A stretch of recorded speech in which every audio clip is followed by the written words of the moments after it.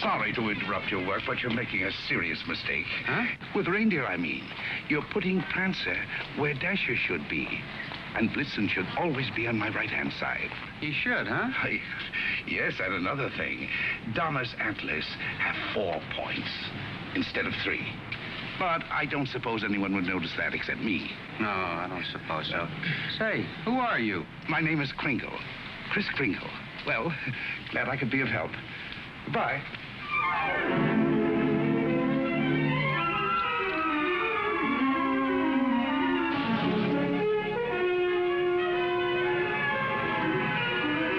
You see, it's all in your wrists, like throwing a ball. Now watch. See? Mrs. Walker, that new Santa Claus you hired is wonderful. Where'd you find him? We answered the ad along with 100 others. He is good, isn't he? Well, the parade's ready to start. You coming? I'm going home and getting a hot tub. I may just stay there until next Thanksgiving. But you've worked so hard on the parade. If I want to, I can see it from the roof of my apartment. Bye.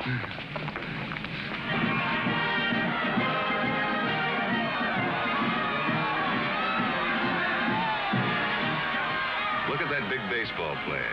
He was a clown last year. They just painted him different. My mother told me.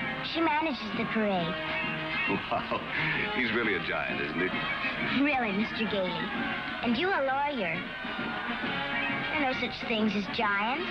Well, maybe not now, Susan, but in olden times, like the giant Jack killed in the fairy tale. Oh, one of those. I don't know any fairy tales. You mean your mother or father never read you any? My mother thinks they're silly, and I never met my father. You see, my mother and father were divorced when I was a baby. Well, that baseball player sure looks like a giant to me. Come in. Hello. My housekeeper told me Susan was here. I'm her mother. Yes, Susie's told me quite a bit about you. She's told me quite a bit about you, too. The man in the front apartment. Hi, dear. Parade's much better than last year. Good. Hope Mr. Macy agrees with you. Would you like a cup of coffee? Oh, don't bother. No bother. It's ready. I want to thank you for being so kind to Susan. All part of the plot. Surest way to meet the mother is to be nice to the child. What a horrible trick. Susan tells me you don't approve of fairy tales. I don't. I think we should be realistic and completely truthful with our children. Not let them grow up believing in a lot of myths and legends.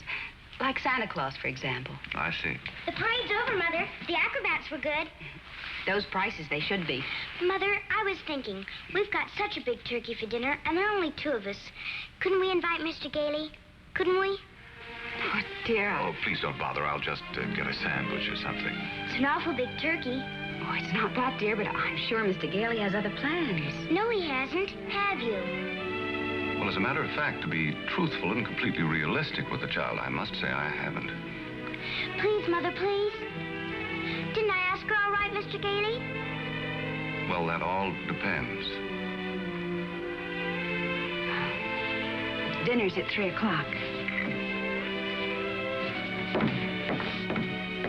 Susan, you asked just right.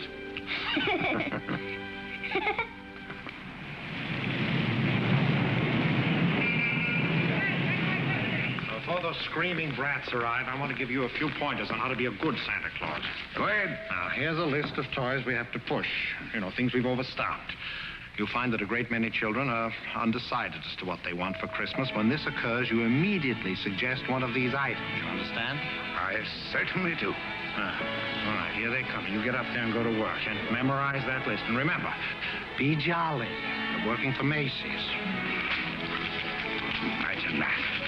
Making a child take something he doesn't want just because he bought too many of the wrong toys. That's what I've been fighting against for years. And what's that, Pop? Trying to commercialize Christmas. And a Merry Christmas to you. Now then, what's your name, little boy? Peter. And what do you want for Christmas, Peter? I want a fire engine just like the big ones, only smaller. It's got real hoses and squirts real water. I won't do it in the house, only in the backyard, I promise. Now, Peter, I see you're a very good boy. So you'll get your fire engine. You see, I told you to get me one. Yes, dear. Well, look, you wait right over there. Mommy wants to thank Santa, too. What do you mean by saying a thing like that? I've been all over town trying to find that kind of of a fire engine. Macy doesn't have one. Nobody's got one. But you can get those fire engines at the Acme Toy Company on West 46th Street. Only $4.50. Wonderful bargain. Oh, I follow the toy market pretty closely. Macy's sending other people to other stores? Well, the important thing is to keep the children happy. Whether Macy's or somebody else sell the toy, that doesn't matter, does it? Don't you feel that way? Me? Sure, but I didn't think Macy's did. I don't get it. I just don't get it. Oh, yes, we have skates. Nice, shiny skates, and they're very good indeed. But I don't think they're the kind of skates you want. Now, they have really wonderful skates at Gimbel's. Gimbel's? The sales lady said I was to speak to you. You're the head of the toy department. Yes, ma'am, yeah. Well, look, I want to congratulate you on Macy's and this new stunt you're doing, sending people to other stores. To think that a big store like this puts the spirit of Christmas before the commercial. I haven't done much shopping here before, but from now on, I'm a regular Macy customer. Gimbel's? And when you come to see me at Macy's, I shall tell you all about the wonderful toys. This seems awful silly, Mr. Gailey. Well, maybe you'll feel differently after you've talked to Santa Claus. Goodbye, and Merry Christmas. Now, what's your name, little girl? Susan Walker, what's your name? Mine, Kris Kringle. I'm Santa Claus. You don't believe that, do you? You see, my mother is Mrs. Walker, the lady who hired you. But I must say, you're the best-looking one I've ever seen. Thank you. Your whiskers don't have those things that go over your ears. That's because they're real, just like I'm really Santa Claus. Go on, pull them. Go on, go ahead, pull. That's it. And what do you want me to bring you for Christmas? Nothing, thank you. Whatever I want, my mother will get me. Sensible and doesn't cost too much. Susan, dear, I think you've taken up enough this gentleman's time. Your maid had to go home. Her mother sprained her ankle. She asked me to bring Susan down here for you. Yes, she phoned. I thought as long as we were here, we might as well talk to Santa Claus. He's a nice old man, Mother. And his whiskers are real, too. Yes, dear. A lot of old men have real whiskers like that. Susan, if you'd like to go over and look at the dolls, I'll be with you in just a minute. I want to talk to Mr. Gailey. I didn't think there was any harm in saying hello to the old gent. I'm sorry. Well, I think there is harm. I tell her Santa Claus is a myth, and you bring her down here to meet a very convincing old gentleman with real whiskers. What's wrong with that? By filling her full of fairy tales, she'll grow up to believe life is a fantasy instead of a reality. She'll keep waiting for Prince Charming to come along, and when he does, he'll be a... We were talking about Susie, not you. Whether you agree with me or not, I'll have to ask you to respect my wishes.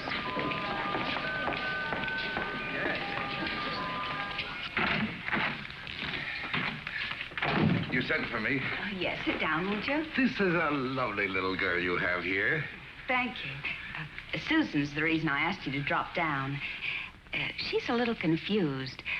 Would you tell her that you're not really Santa Claus, that there's actually no such person? I'm sorry to disagree with you, Mrs. Walker, but not only is there such a person, but here I am to prove it. Oh, no, you don't understand. I want you to tell her the truth. What is your name? Kris Kringle, I'll bet you're in the first grade. Second. No, I mean your real name.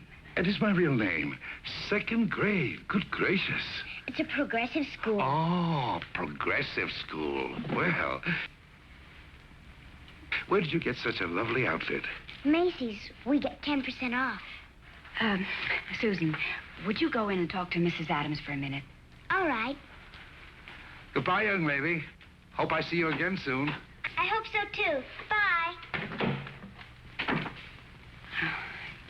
Kris Kringle. Address, Brooks Memorial Home for the Aged. If you care to call them and ask for Dr. Pierce, he'll be happy to confirm it. Age as old as my tongue and a little bit older than my teeth. Now, really? Well, that's the truth. Next of kin, Donna, Blitzen, Prancer. And Dancer.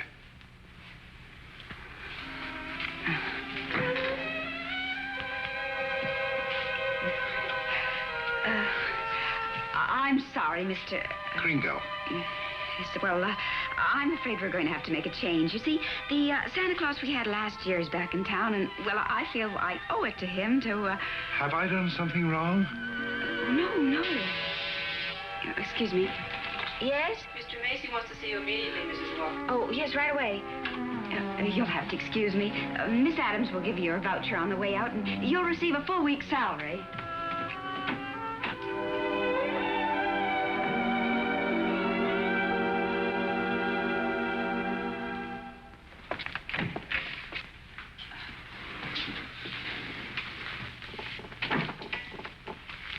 Now, about that new sales policy that you two seem to have initiated.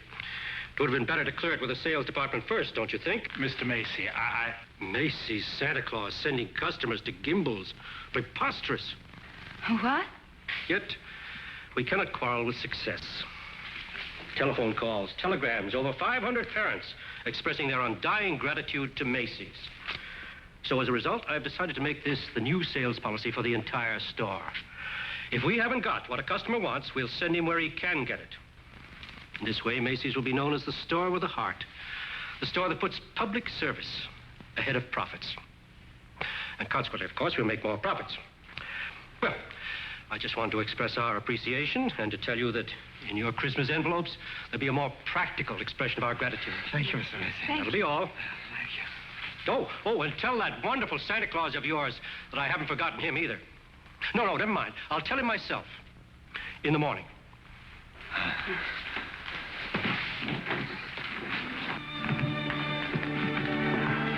Imagine, a bonus. I fired him. Who? Santa Claus? No. He's crazy. He thinks he is Santa Claus. Well, I don't care if he thinks he's the Easter Bunny. You better get him back. Well, it's too great a risk. He might have a fit or something. I tell you, the man's insane. Maybe just a little bit insane. Mr. Sawyer.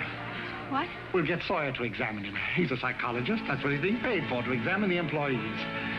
Can't get him back. He's already gone. Well, then you better scoot after him and get him, because if you don't, we're going to have a very unmerry Christmas. Oh, Mr. Kringle. I'm afraid I acted rather hastily and perhaps unfairly. This other Santa Claus, well, Mr. Macy has found something else for him to do, and, well, we want you to stay on. Well, this is mighty good news. You see, Mrs. Walter, for 50 years or so, I've been more and more worried about Christmas.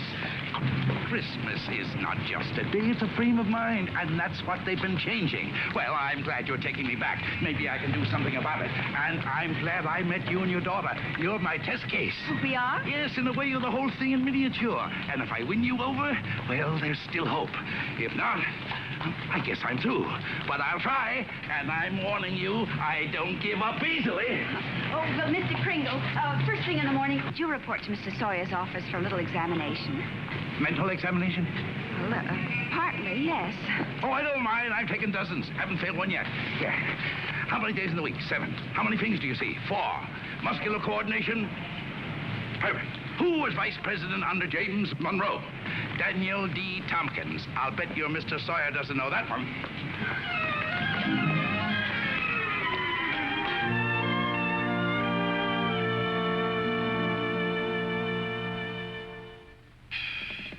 How much is 3 times 5? You asked me that before. I'm conducting this examination. How much is 3 times 5? Same as it was before. 15. You're rather nervous, aren't you, Mr. Sawyer? Do you get enough sleep? My personal habits are of no concern to you. Oh, I'm sorry. It's just that I hate to see anyone all tied up. How many fingers do you see? 3. You bite your nails, too? I want you to stand up straight with your arms extended. Muscular coordination test. Surely I'll be glad to. You know, very often nervous habits like yours is caused by insecurity. Are you happy at home, Mr. Sawyer? That will be all, Mr. Kringle. The examination's over. You may go. And it may interest you to know that I've been a happily married man for 26 years. Oh, I'm delighted to hear it. Bye. Your wife, Mr. Sawyer? What else? Agnes, how many times have I told you not to bother with the office? No, I give you a perfectly liberal allowance. If that fat, stupid brother of yours would get a job, you wouldn't have to be pestering me all the time. Not a penny. How long have you known him, Dr. Pierce? Well, he wandered into the home about 8 months ago. Looked the place over and said, well, it'll do. Just stayed on. Has he ever told you his real name? He said he was Chris Kringle. We never pressed him further. Mrs. Walker, after giving that man a comprehensive examination, it's my considered opinion he should be dismissed immediately. Dr. Pierce, Mr. Sawyer. Excuse me, didn't Chris answer the questions correctly? Well, yes, he did, but there was a complete lack of concentration. There's no doubt about it, he should be placed in a mental institution. Wait a minute. People are institutionalized to prevent them from hurting themselves or other people. His is a delusion for good. He only wants to be friendly, helpful. Mrs. Walker, naturally I cannot discharge this man. So when he begins to exhibit his latent maniacal tendencies, which I assure you he will, the responsibility will be entirely yours.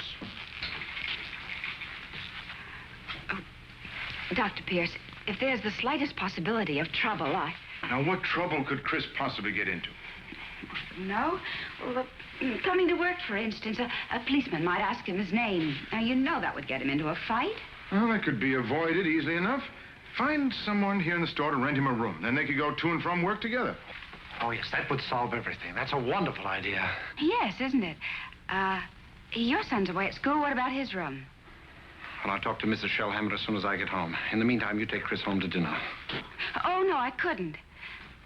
Oh, really, Mrs. Walker? If I can supply the room, the least you can do is furnish a free meal.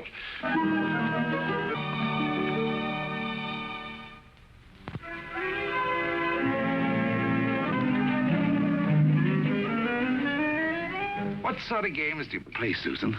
I don't play much with the children. They play silly games. They do. Like today, they were playing zoo, and all of the children were animals. Homer was supposed to be the zookeeper. He said, "What kind of an animal are you?" I said, "I'm not an animal. I'm a girl." He said, "Only animals allowed here. Bye." Oh, that's too bad. Sounds like a wonderful game to me. Of course, to play it right, you've got to have imagination. Do you know what imagination is?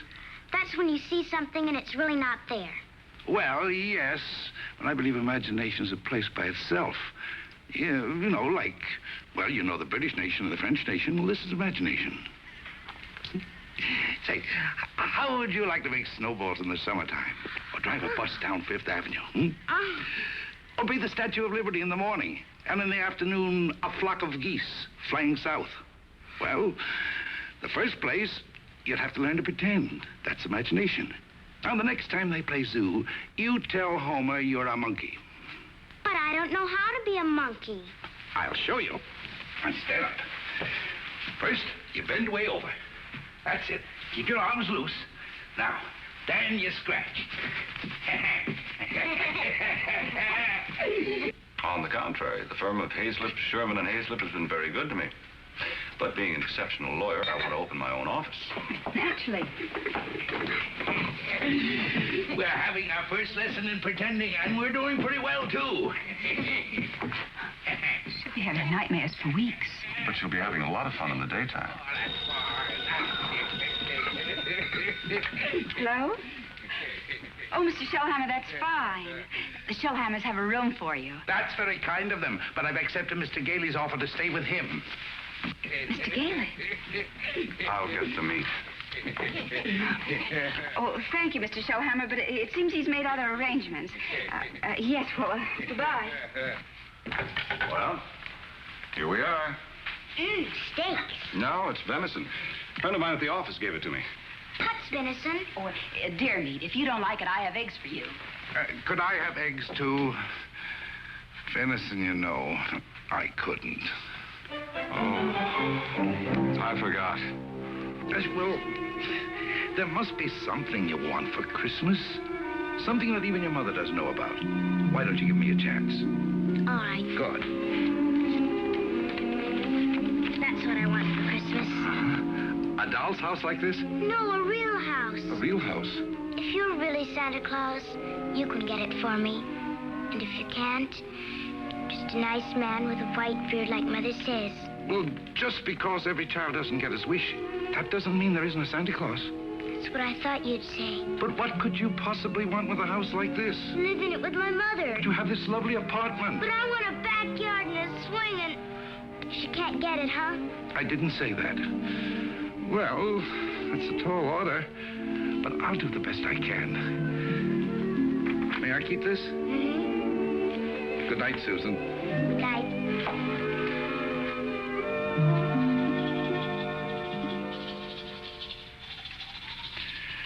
Do you like living in the city? Oh, it's all right. I'd kind of like to get out in the country sometime, though. Not a big place, just one of those junior partner deals in Manhattan. I know the kind you mean. One of those colonial houses. Or Cape Cod. I've been thinking about Mrs. Walker. You know, like a lot of divorced women, she's determined that no one will ever hurt her again. With a little more effort on your part, she might be made to crawl out of a shell. You know, those two are a couple of lost souls. It's up to us to help them. I'll take care of Susie if you'll take care of her mother. It's a deal. Good. You ready? Oh, no, you don't. I'm not going to be cheated that way. All my life I've wondered, and now I'm going to find out. I'm going to learn the answer to the question that's troubled the world for centuries. Does Santa Claus sleep with his whiskers inside or out? Always sleep with them out. Cold air makes them grow.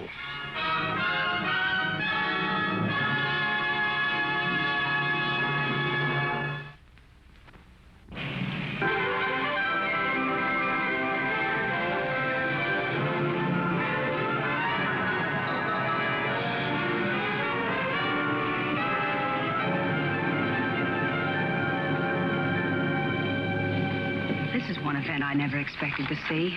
Two can play at this game, Mr. Macy. If Gimbel's hadn't got what the customer wants, we'll send him over to Macy's. It'll be a pleasure, Mr. Gimble.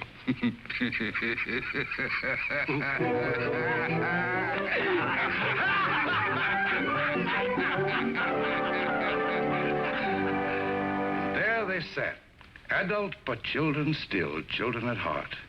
It was summer, warm, glorious summer. The end. Did you like that story, Susan? Mr. Kringle, do you think I'm going to get my house for Christmas?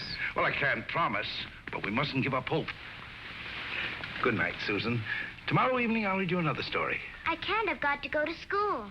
Isn't this vacation? Yes, but this is what they call a required function. Required function? The Fillmore Progressive School requests your presence at a special performance of a Christmas play to be given in the modern manner. What does that mean? A Christmas play without Santa Claus. Well, a Christmas play without a Santa Claus?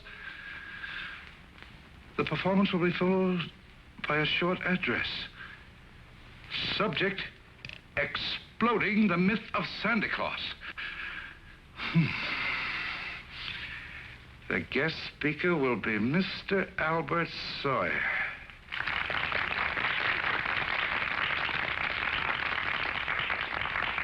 I'm very happy you enjoyed our little play. And now it gives me great pleasure to introduce our old friend, Mr. Albert Sawyer.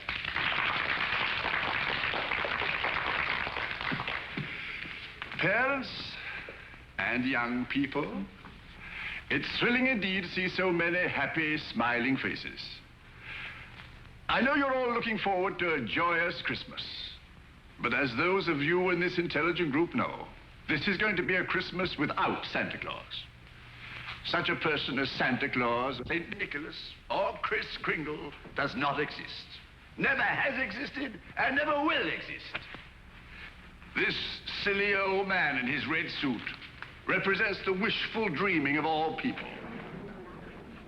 He's the all-giver, the generous father. Mature adults who keep this myth alive are clinging to childish fantasies and show themselves afraid to face realities. People who play Santa have a strong feeling of guilt. I see nothing to laugh at. Far from being amusing, this myth... Far from being amusing... Far from being amusing, this myth is actually harmful. Only stupid old men prancing around in white whiskers keep this ridiculous myth alive. Now he's gone too far.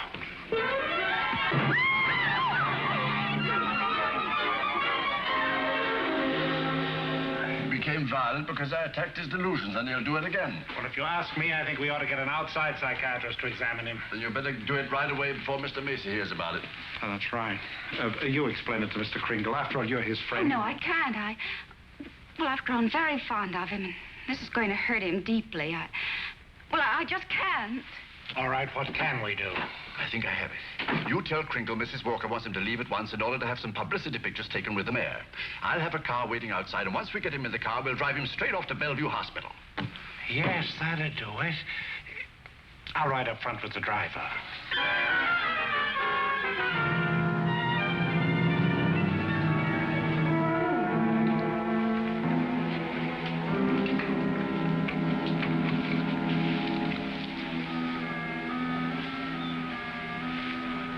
Hello, Chris. Hello, Fred. You flunked that psychiatrist examination deliberately, didn't you? Why? I had great hopes, Fred. I had a feeling that Mrs. Walker was beginning to believe in me. Now I know she was only humoring me all the time. Mrs. Walker didn't know anything about taking pictures with the mayor. That was Mr. Sawyer's idea. It isn't just Mrs. Walker. Take Sawyer. Contemptible, deceitful, dishonest. But he's out there, and I'm here. If that's normal, I don't want it. But you can't just think of yourself. What happens to you matters to a lot of people. People like me who believe in you and what you stand for. People like, well, like Susie, who are just beginning to. Chris, you can't let them down. You're right. Let's get out of here. Now, wait a minute. You flunked that examination, but good. Yes. I said our first president was Calvin Coolidge. Oh, but you can fix that. You'll think of something. Now, take it easy. A judge is going to be asked to sign papers committing you to a mental institution.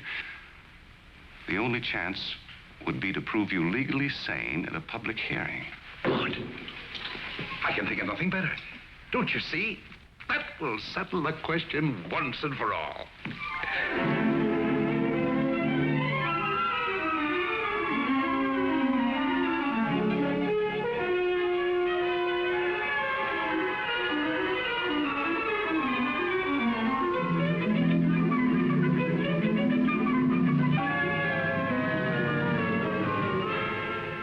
Solemnly swear the evidence you are about to give at this hearing is the truth, the whole truth, and nothing but the truth?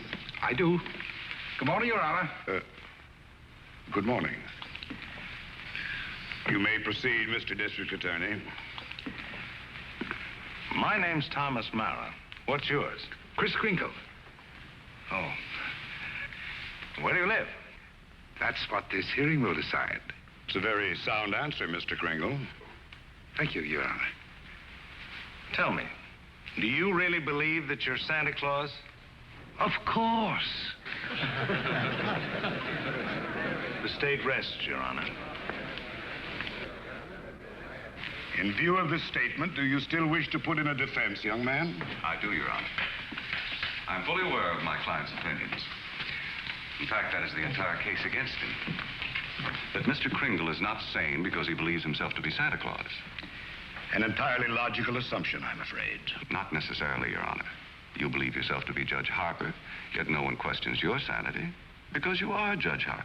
Mr. Kringle is the subject of this hearing, not me. Exactly. So I intend to prove that Mr. Kringle is Santa Claus.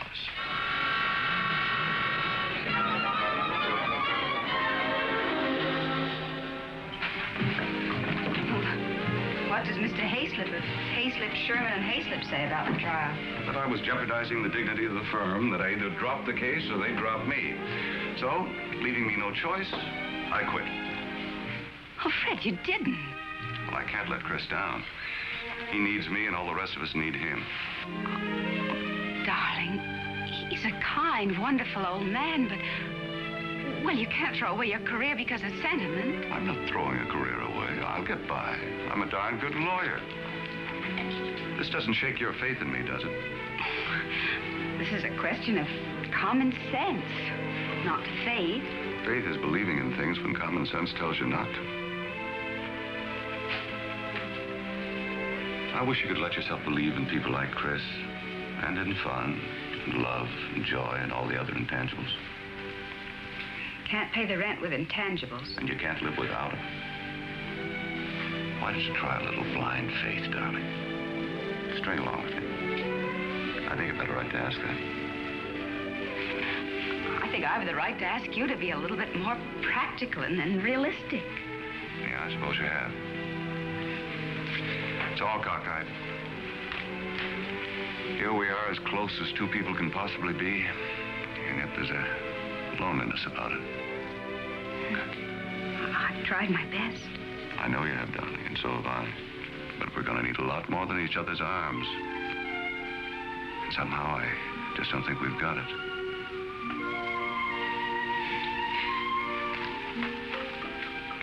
Funny. With all my common sense, I was just beginning to think this time it might work out. So was I, but... Can I help you trim the tree? Thanks, I can do it. Well, good night. Good night.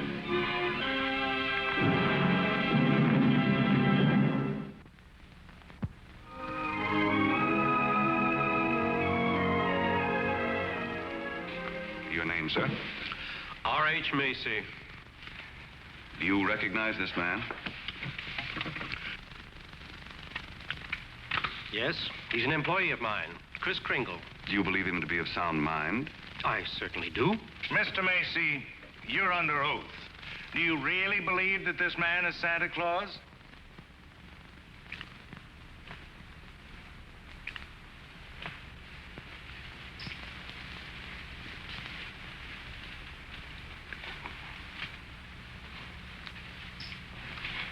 Do you?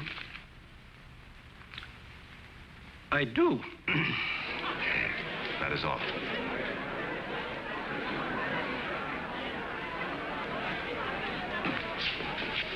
You are fired.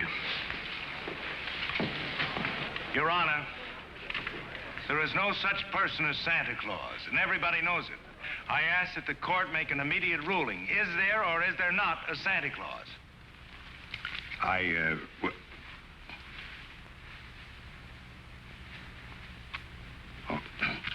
This court will take a short recess to consider the matter. I don't care about the law. I'm talking about politics. You go back in there and rule that there's no Santa Claus, we won't be even able to put you in the primaries. Charlie. I'm a responsible judge. How can I seriously rule that there is a Santa Claus? All right, go back in there and rule there isn't. The kids read about it, so they don't hang up their stockings. So what happens to all the toys that are supposed to be in them stockings? Nobody buys them. Oh, the toy manufacturers are gonna love that. What about the Christmas card makers, the candy companies? Oh, boy, are you gonna be a popular guy. And what about the Salvation Army? They got a Santa Claus on every corner. Henry, I'm telling you, if you go back in there and rule that there's no Santa Claus, you can count on getting just 2 votes. Your own and that district attorney's out there.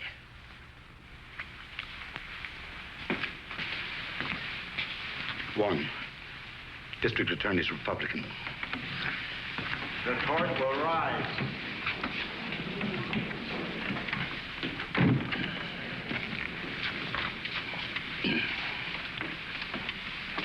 This court has just consulted the highest authority available. The traditions of American justice demand a broad and unprejudiced view of such a controversial matter. And therefore, this court is determined to keep an open mind and hear the evidence from either side. But can my opponent produce any evidence in support of this contention? Your Honor, I can. Will Thomas Mara take the stand? Who, me? Thomas Mara, Jr. Thomas Mara. Hi, Daddy.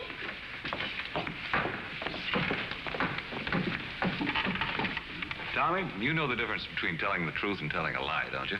Everybody knows you shouldn't tell a lie, especially in court. Do you believe in Santa Claus? Sure I do. And what does he look like? There he is, sitting over there. I object, Your Honor. Overruled. Tommy, why are you so sure there's a Santa Claus? Because Daddy told me so. Didn't you, Daddy? And you believe your daddy, don't you? Sure I do. Daddy wouldn't tell me anything that wasn't so. Would you, Daddy? Thank you, Tommy. Bye, Daddy.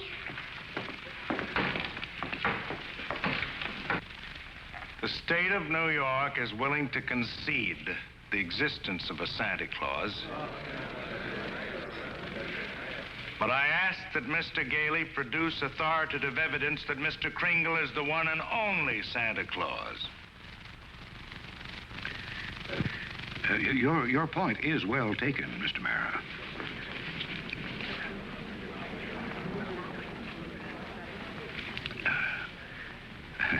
Mr. Gailey, are you ready to show that Mr. Kringle is Santa Claus? On the basis of competent authority? Not at this time, Your Honor. I ask for an adjournment until this time tomorrow. This court stands adjourned till 3 o'clock tomorrow afternoon.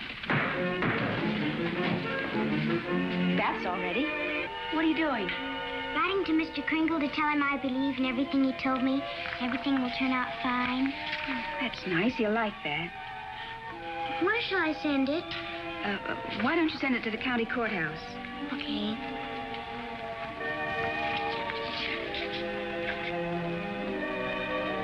What did you write, Mother? I believe in you, too, Doris. Go take your bath now.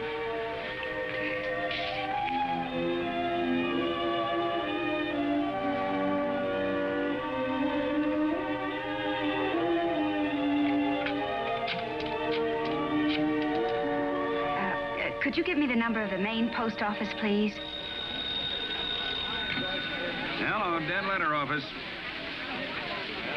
Are you kidding? We got maybe a couple of 100,000. Yes, ma'am, we sure would. Hey, lady, that's not a bad idea. Thank you.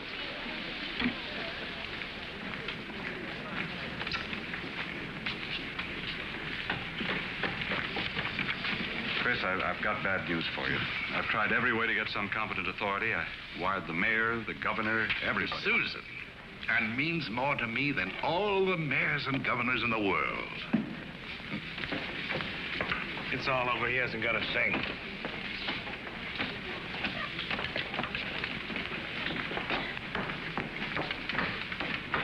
Your Honor, the defense has yet to produce one bit of authoritative proof that this man is really Santa Claus. And in view of the fact that it is Christmas Eve and we're all anxious to get to our homes, I ask that these commitment papers be signed without further delay. Mr. Gailey, have you anything further to offer?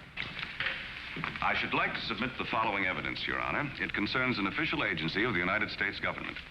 The Post Office Department, one of the world's largest business concerns, did a gross business last year of $1,112,877,174. Your Honor, I'm sure they're all deeply gratified to know that the Post Office Department is doing nicely, but it hardly has any bearing on this case. Furthermore, the U.S. postal laws make it a criminal offense to willfully misdirect mail or intentionally deliver it to the wrong party. Yeah, Your Honor. I'm sure that the state of New York is willing to admit that the Post Office Department is authoritative, prosperous, and efficient. For the record? For the record. Anything to get on with this case. Then, Your Honor, I offer these letters in evidence. They're simply addressed to Santa Claus, yet they were each delivered to Mr. Kringle by bona fide employees of the Post Office Department. I offer these as authoritative proof. Your Honor, 3 letters are hardly authoritative proof. I have further exhibits, Your Honor, but I hesitate to produce them. Oh, I'm sure we'd all be glad to see them. Oh, yes, indeed. Put them on my desk. On your desk? Yes, yes. Very well, Your Honor.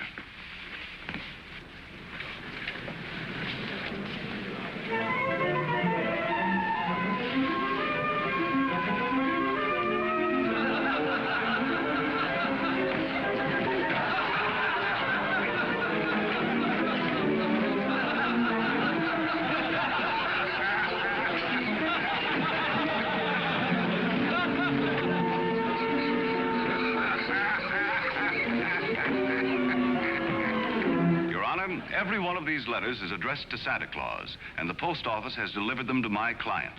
Therefore, the United States government recognizes this man, Kris Kringle, as Santa Claus. If the United States of America believes this man is Santa Claus, then this court will not dispute it.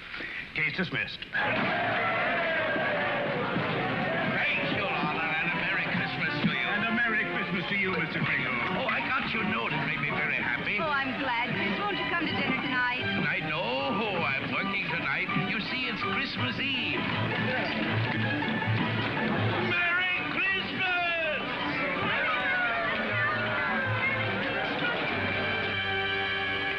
What's the matter with Susan? I think she misses Chris. Don't worry, young lady. Chris is bound to come. Didn't get my present, Uncle Fred. Why, darling, you got a lot of presents. Not the one I wanted. Not the one Mr. Kringle was going to get for me. What was that? It doesn't matter. I didn't get it. I knew it wouldn't be here, but I get a letter or something about it. Hello? Hello, Susan. Merry Christmas. Well, it wasn't really a promise. I said I'd do my best. You couldn't get it because you're not Santa Claus, that's why. Just a nice man with white whiskers like my mother says. And I shouldn't have believed you. Susan.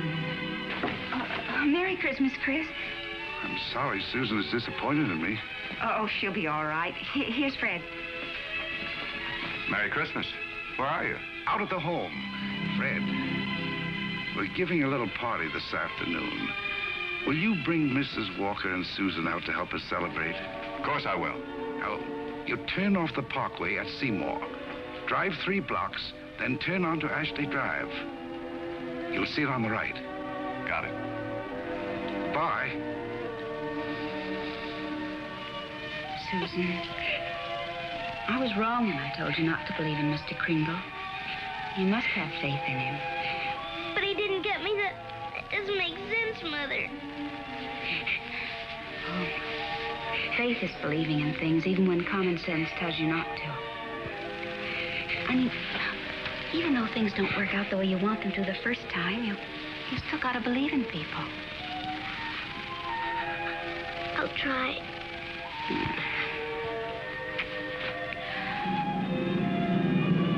There it is, Ashley Drive.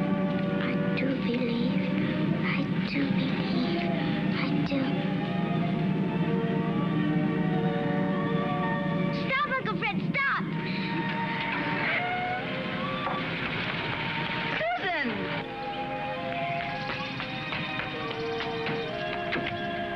Susan!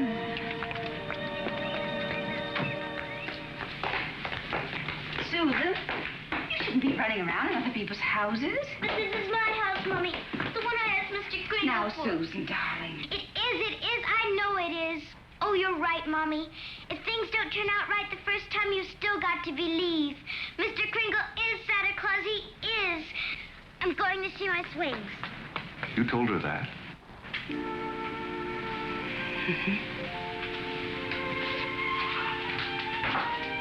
The house seems to be for sale. We can't let it down. Oh, Fred. Darling, I always believed in you. It's just my ridiculous common sense. Well, it even makes sense to believe in me now. I take a little old man and legally prove that he's Santa Claus. Now, you know.